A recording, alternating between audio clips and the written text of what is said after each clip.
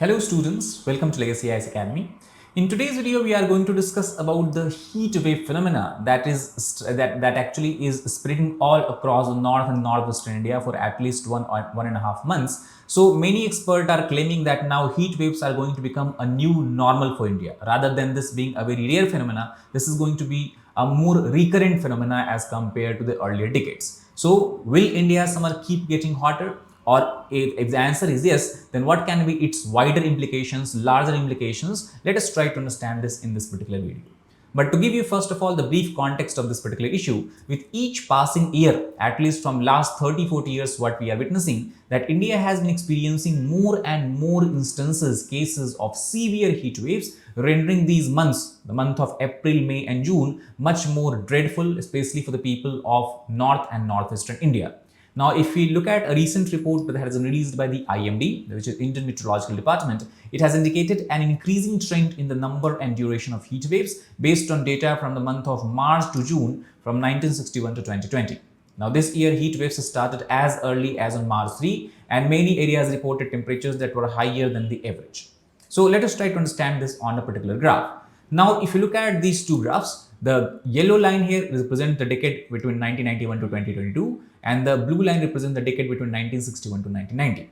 So, if you look at the temperature changes and how many number of days are having this particular temperature, for example, if you look at the temperature range of around 30 to 32 degrees Celsius, then there used to be around what we can say 75 to 80 to 85 number of days that were having temperature of 30 to 32 degrees Celsius. Now, if you look at the decade of 1991 to 2022, we can see now the number of days having the temperature of more than 32 degrees Celsius is somewhere about 110. So, almost what we can say that almost 1 month, 25 to 30 days, that means almost 1 month extra number, 1 month is extra month where the temperature remains higher than 30 to 32 degrees Celsius before it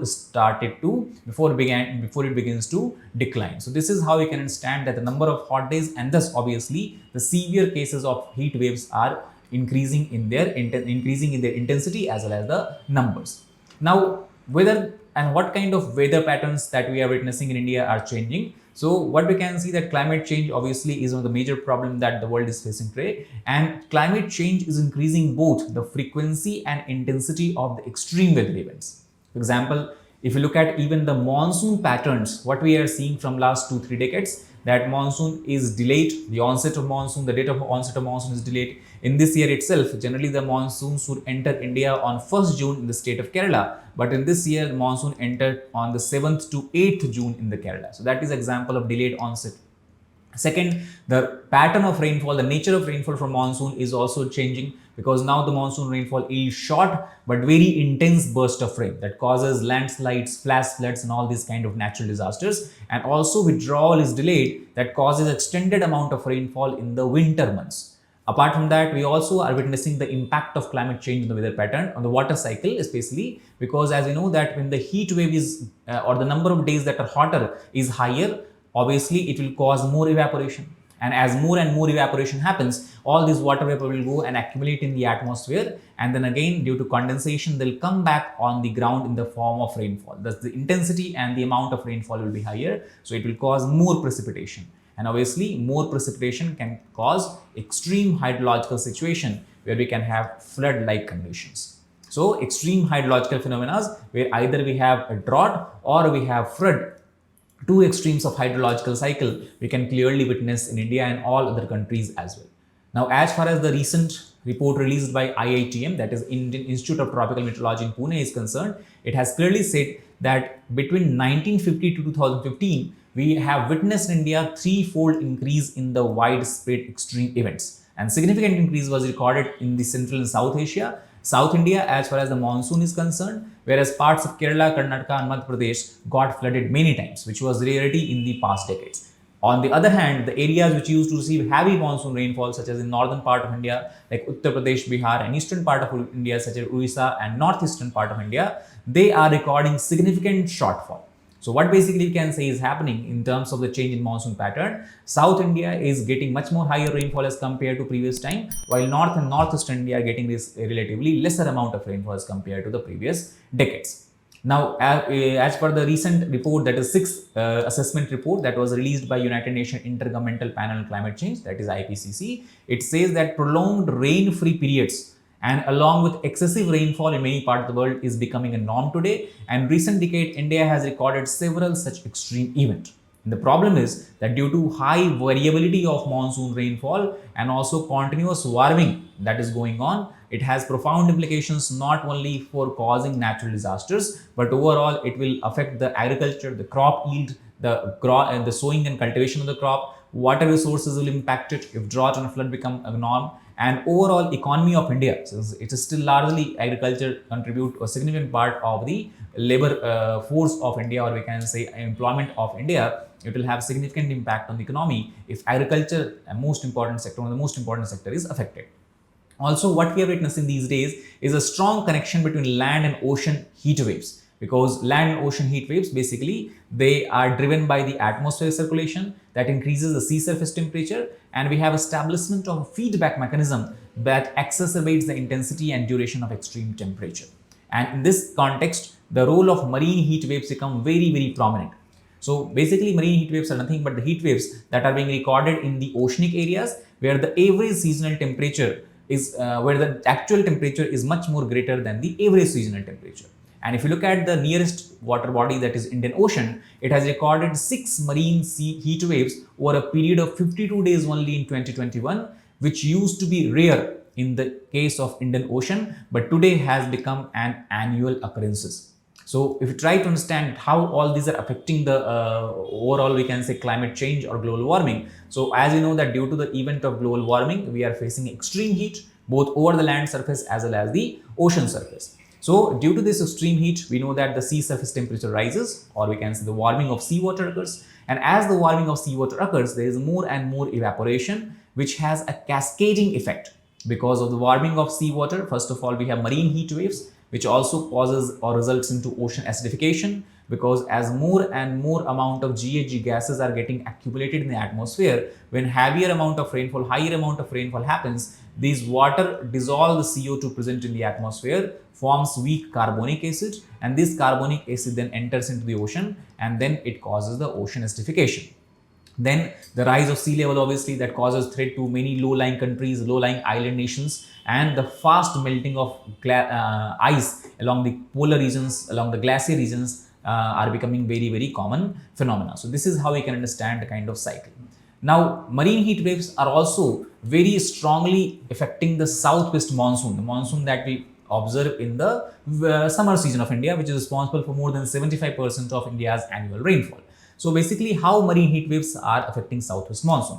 Now we know that southwest monsoon, it comes from the Indian Ocean region, Arabian Sea region, Bay of Bengal region toward India. And the reason is because over India in the time of summer, we have a low pressure area due to the high temperature prevailing here. And similarly, over the oceanic areas, we have low temperature, relatively low temperature, that creates a high pressure condition. And thus, winds move from these high pressure oceanic areas to these low pressure land surfaces of India or continental landmass of India. However, if marine heat waves become much more common and also can occur for a longer duration of time, what will happen? The temperature of the sea surface will be higher, and thus here also the high pressure that should have developed in the absence of marine waves will not develop to that much extent. Thus here also pressure will be relatively low. So we have low pressure in some part of the Indian Ocean also, and low pressure over the Indian continental landmass also. So obviously what will happen? The entire monsoon winds that used to earlier enter into the Indian landmass or toward the Indian landmass, some of these winds will also try to go to these low pressure areas prevailing over the sea surfaces, and thus overall it will cause delay in the onset of monsoon, weakening of the monsoon, and that again will have wider ramifications on the entire agriculture, economy, employment, and the food security of India. Now, if you look at the trends, how the trends are changing as far as the marine heat wave is concerned, again, a report has been published by the IITM where it has says that the global warming obviously, and the strong El Nino. Now, El Nino refers to development of unusual warm water current, sea surface current in the eastern part of the Pacific Ocean near the coast of South America around Peru and Chile. So we have development of El Nino around this time. So due to the global warming, due to the strong El Nino, we are witnessing significant increase in the number of marine heat waves in the recent decade. For example, just before we have discussed that the number of marine heat waves have become quite higher in the Indian Ocean region. So two major factors that we can attribute to it is the global warming and the strong El Nino. So if you look at the data from 1982 to 2018, the western part of Indian Ocean, that is the Arabian Sea area in the north, had a four-fold increase in the number of marine heat waves. That is increase of 1.2 to 1.5 events per decade. And similarly, the northern part of Bay of Bengal region followed with 2 or 3-fold rise. That is an increase of 0.4 to 0.5 events per decade. And if you look at the US NOAA report, that is National Ocean Administration Authority, it has says that the another El Nino period had begun this year with the potential to set new surface temperature high. That means the next or coming summer season can be more disastrous, more deadly for India and the other regions of the, especially equatorial and tropical regions as well. Now there are certain other factors that is amplifying the climate risk. So basically, what is amplification of climate risk? If you try to define it in simple term, amplification means that when certain climate related factors or events interact with each other or happen at the same time, which causes intensification or exacerbation of the overall risk and consequences associated with climate change. For example, due to the prevailing warm and dry conditions in Canada, we have just witnessed its worst wildfire destruction. The examples of amplifying factors can be El Nino, prolonged hot days, dry monsoons, or ocean heat waves. Now imagine if all these phenomena confluence or happens at the same time, they start to interact with each other, the rainfall via monsoon will be very, very weak. We'll have a weakest monsoon, we can say, if all these join their hands together or confluence together. So that will obviously amplify the risk due to the deficit monsoon. Now, as per the recent report of University of Oxford, it has said that the combined consequence of excessive heat and drought are expected to put more than 90% of the world's population at higher risk, potentially deepening the socio-economic disparities. Because obviously, if natural disasters occurs, obviously if the crop failure occurs, it is the lower strata of society who are mostly affected, and thus the disparity, the inequality, both in the economic sense as well as in the social sense, can be widened.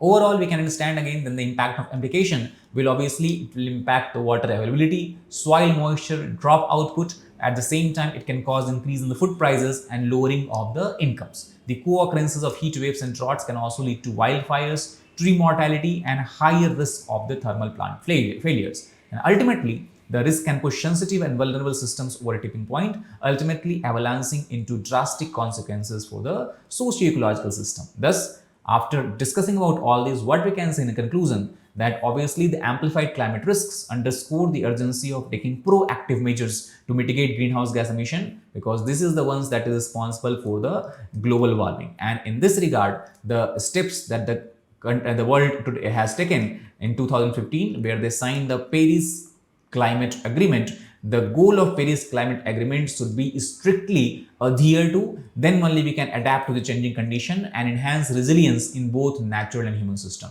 And that is when the India's principle of CBDR, that is common but differential responsibility, the loss and damage concept on which negotiation continuously keep on going in the UNFCCC convention, on COP meetings. So all these have to be ingrained and implemented strictly by the countries of the world. Thus, what we can say is we have to make an effort to understand, and once we understand the implications, the climate risk, we can address these mechanisms, and then we might be able to reduce the overall risk associated with the climate change and maybe build a more sustainable and resilient future. So that is all about this particular video. If you like the video, please hit the like button, share it with your friends, as well as subscribe to our channel for more such content. Thank you very much.